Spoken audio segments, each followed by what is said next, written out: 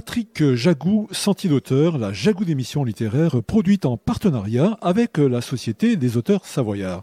Cette semaine, j'ai le plaisir d'accueillir Joseph Canova. Joseph Canova, où êtes-vous né? Êtes-vous savoyard? Oui, je suis né à Bourg-Saint-Maurice et je pense que je suis savoyard de fait. Joseph, à part écrire des livres, que faites-vous dans la vie? Je n'ai pas écrit des livres, j'ai écrit un livre qui est un livre de mémoire. En fait, j'avais compilé toute une série de petites notes au fur et à mesure de mes sorties et je les ai rassemblées grâce au merveilleux outil de l'informatique.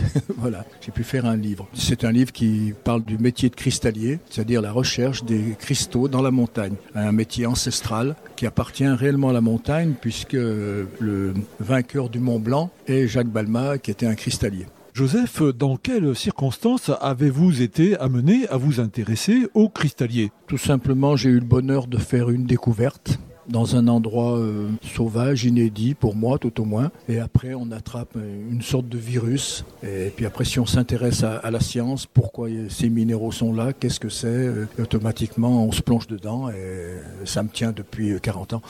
Joseph, ce virus, il s'appelle comment? La cristallite? Vous pouvez l'appeler comme ça. C'est passionné de chercheurs de cristaux, cristalliers. Donc il y a 40 ans, vous faites une découverte. Vous avez découvert quoi? Tout d'abord des cristaux isolés dans un éboulis que j'ai remonté en déduisant tout naturellement qu'ils devaient venir d'en haut. Et arrivé en haut, il y avait eu un éboulement relativement récent qui mettait à jour des cristaux très jolis, fixés à la paroi. Mais en suivant dans la terre, il y avait des pièces, comme on dit dans le jargon, qui étaient libres. Et j'ai sorti une très belle plaque que malheureusement j'ai extrait comme de la bibliothèque d'un livre et les pointes sont restées dans la terre. Et là j'ai appris le métier. Voilà. Mais bon, ça y est, c'était parti. Après, je me suis documenté, mais à l'époque, il y avait très peu de livres. Vous faites cette première découverte, et puis depuis 40 ans, donc vous continuez à chercher, etc. Et vous nous dites il y avait très peu de livres sur le sujet, et vous avez décidé d'en écrire un. Donc, est-ce que vous pouvez nous parler du contenu de ce livre? Le livre, d'abord, il n'est pas venu d'un seul coup. J'ai eu le bonheur d'avoir un autre métier, ce qui m'a permis déjà de constituer une collection, de m'intéresser vraiment au sujet par son côté scientifique, tout le côté historique. Donc, au bout de 40 ans, je me suis retrouvé avec tout un tas de notes, puis une envie d'abord de les rassembler et que j'ai pu faire moi-même le livre, c'est-à-dire tout créer de A à Z et le faire imprimer. En fait, c'est un livre qui a été fait pour consigner toutes ces mémoires et il est important. Il fait 450 pages et 900 photos et il m'a fallu 7 ans pour le faire.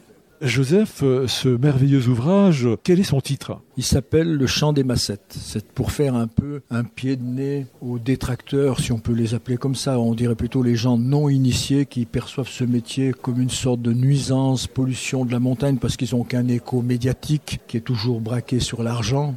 Alors que ce métier, il concrétise un patrimoine certes qui est caché, mais qui appartient aux montagnes et qui est découvert que par les cristalliers. Nous sommes un peu comme les premiers archéologues en Égypte et le gros problème, c'est qu'il n'y a pas une véritable réglementation comme en Suisse où c'est réglementé, tout le monde y trouve son compte, les chercheurs parce qu'ils ne sont pas obligés de se cacher pour faire ça et surtout les musées qui sont en collaboration, les scientifiques. Et en France, on en est là, il n'y a pas une véritable réglementation. On ne sait qu'interdire ou tolérer. Cet ouvrage a été publié aux éditions?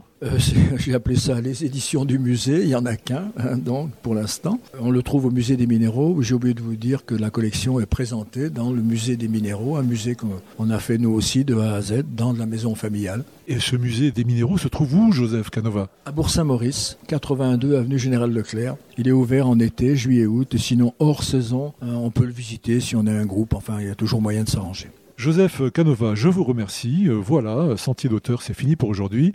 Arvi les amis, et à la semaine prochaine, si ça vous dit.